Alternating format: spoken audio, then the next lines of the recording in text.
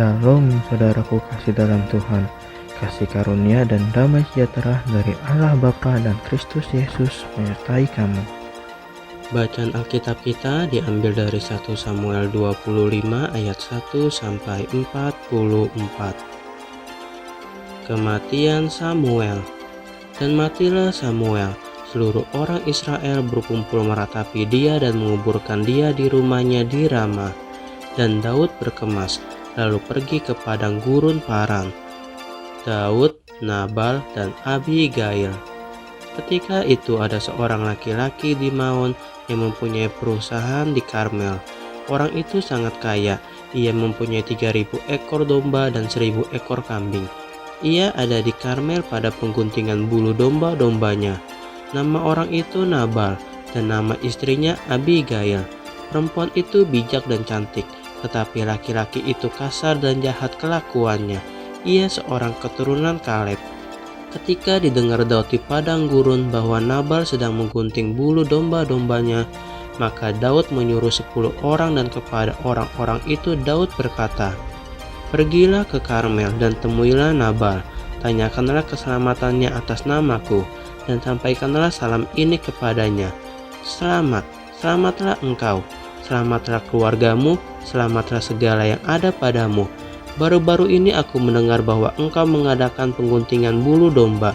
Adapun gembala-gembalamu yang ada dengan kami, tidak kami ganggu dan tidak ada sesuatu yang hilang daripada mereka selama mereka ada di Karmel. Tanyakanlah kepada orang-orangmu, mereka tentu akan memberitahukan kepadamu. Sebab itu biarlah orang-orang ini mendapat belas kasihanmu. Bukankah kami ini datang pada hari raya? Berikanlah kepada hamba-hambamu ini dan kepada anakmu Daud apa yang ada padamu." Ketika orang-orang Daud sampai ke sana, berkatalah mereka kepada Nabal atas nama Daud, tepat seperti yang dikatakan kepada mereka. Kemudian mereka menanti, tetapi Nabal menjawab anak buah Daud itu, katanya, "Siapakah Daud? Siapakah anak Isai itu? Pada waktu sekarang ini ada banyak hamba-hamba yang lari dari tuannya. Masakan aku mengambil rotiku, air minumku, dan hewan bantaian yang kubantai bagi orang-orang pengguntinganku untuk memberikannya kepada orang-orang yang aku tidak tahu dari mana mereka datang?" Lalu orang-orang Daud itu berbalik pulang, dan setelah sampai, mereka memberitahukan kepadanya tepat seperti yang dikatakan kepada mereka. Kemudian berkatalah Daud kepada orang-orangnya, "Kamu masing-masing sandanglah pedang." Lalu mereka masing-masing menyandang pedang. Daud sendiri pun menyandang pedangnya.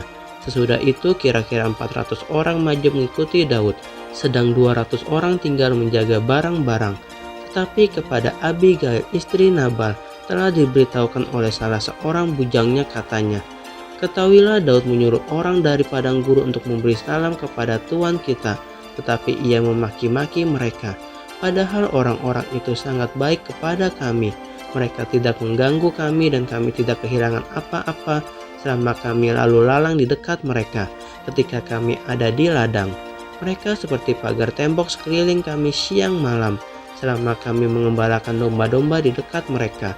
Oleh sebab itu pikirkanlah dan pertimbangkanlah apa yang harus kau perbuat. Sebab telah diputuskan bahwa celaka akan didatangkan kepada tuan kita dan kepada seisi rumahnya, dan ia seorang yang dursila, sehingga orang tidak dapat berbicara dengan dia." Lalu segeralah Abigail mengambil 200 roti, 2 buyung anggur, 5 domba yang telah diolah, 5 sukat berti gandum, 100 buah kue kismis, dan 200 kue ara. Dimuatnyalah semuanya ke atas keledai. Lalu berkatalah kepada bujang-bujangnya, "Berjalanlah mendahului aku segera menyusul kamu." Tetapi Nabal suaminya tidaklah diberitahunya. Ketika perempuan itu dengan menumpang keledainya turun dengan terlindung oleh gunung, tampaklah Daud dan orang-orangnya turun ke arahnya, dan perempuan itu bertemu dengan mereka.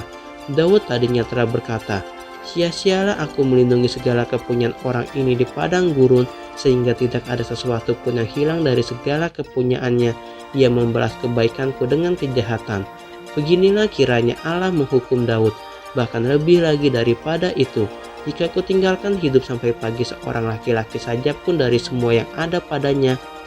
Ketika Abigail melihat Daud, segera ia turun dari atas keledainya, lalu sujud menyembah di depan Daud dengan mukanya sampai ke tanah. Ia sujud pada kaki Daud serta berkata, Aku sajalah ya Tuanku yang menanggung kesalahan itu. Izinkanlah hambamu ini berbicara kepadamu dan dengarkanlah perkataan hambamu ini. Janganlah kiranya Tuanku mengindahkan Nabal orang yang dursila itu, sebab seperti namanya demikianlah ia. Nabal namanya dan bebal orangnya, tetapi aku hambamu ini tidak melihat orang-orang yang Tuanku suruh.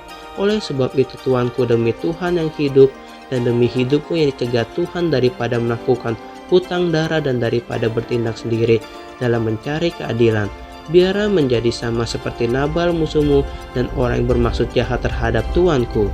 Oleh sebab itu pemberian yang dibawa kepada Tuanku oleh budakmu ini biarlah diberikan kepada orang-orang yang mengikuti Tuanku.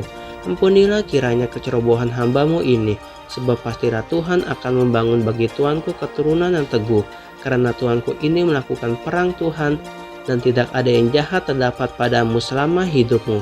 Jika sekiranya ada seorang bangkit mengejar engkau dan ingin mencabut nyawamu, maka nyawa Tuanku akan terbungkus dalam bungkusan tempat orang-orang hidup pada Tuhan Allahmu. Tetapi nyawa para musuhmu akan diumbankannya dari dalam salang umban. Apabila Tuhan melakukan kepada Tuanku sesuai dengan segala kebaikan yang difirmankannya kepadamu dan menunjuk engkau menjadi raja atas Israel, maka tak usahlah Tuanku bersusah hati dan menyesal karena menumpahkan darah tanpa alasan, dan karena Tuanku bertindak sendiri dalam mencari keadilan. Dan apabila Tuhan berbuat baik kepada Tuanku, ingatlah kepada hambamu ini. Lalu berkatalah Daud kepada Abigail, terpujilah Tuhan Allah Israel yang mengutus engkau menemui aku pada hari ini. Terpujilah kebijakanmu dan terpujilah engkau sendiri, bahwa engkau pada hari ini menahan aku daripada melakukan hutang darah dan daripada bertindak sendiri dalam mencari keadilan. Tetapi demi Tuhan Allah Israel yang hidup, yang mencegah aku daripada berbuat jahat kepadamu, jika engkau tadinya tidak segera datang menemui aku, pasti tidak akan ada seorang laki-laki pun tinggal hidup pada Nabal sampai fajar menyingsing. Lalu Daud menerima dari perempuan itu apa yang dibawanya untuk dia dan berkata kepadanya, pulanglah dengan selamat ke rumahmu. Lihatlah, aku mendengarkan perkataanmu dan menerima permintaanmu dengan baik. Sampailah Abigail kepada Nabal dan tampaklah Nabal mengadakan perjamuan di rumahnya, seperti perjamuan raja-raja. Nabal riang gembira dan mabuk sekali. Sebab itu tidaklah diceritakan perempuan itu sepatah kata pun kepadanya sampai fajar menyingsing.